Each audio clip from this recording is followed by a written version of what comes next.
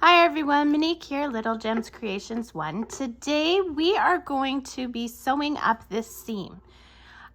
So I've made a little dog sweater, a dog hoodie or a pet hoodie. And yeah, I need to sew up this seam and I thought I would take you guys along with me. So check the description. I'll have the link to the tutorial for this hoodie. Okay. I'll have all kinds of good things in my description, so you should go check it out.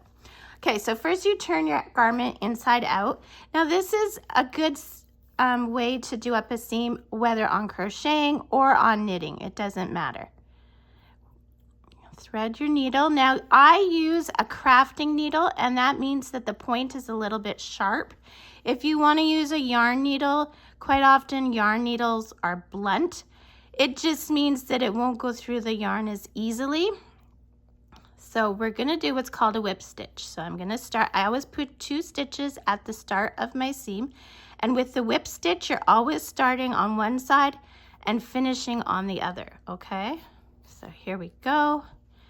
We're just going to see how I'm kind of catching each side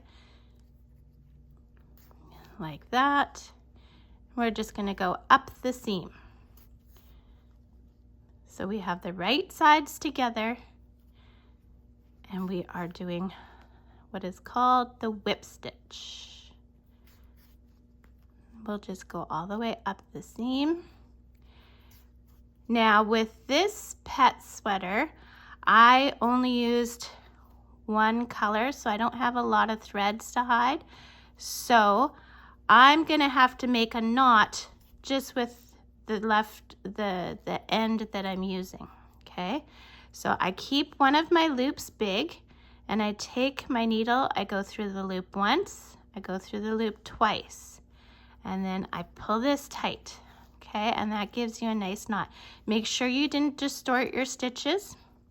And then we're just gonna take the leftover yarn end and we are just gonna weave it throughout. And what that does, it also hides your knot. Like you'll see when you're doing this that your knot kind of pops in behind the other stitches. And that's what we want, because we don't want the knot rubbing on your pet or on you, because like I said, this can be used on any kind of garment. Then you just use up your yarn end. And I'm doing what's called a back stitch. So you see how my working yarn is coming out here? I go a little bit behind it and then I make it go past. And that also helps anchor that yarn.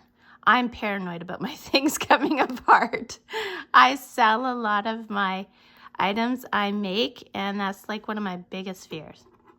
So then you get to the end of your yarn end, give it a cut, and that, my friends, is how you do a whip stitch and how you sew up a seam. Thanks for watching. Check out that description, and if you haven't already done it, don't forget to hit the like and subscribe. Talk to you later. Bye now.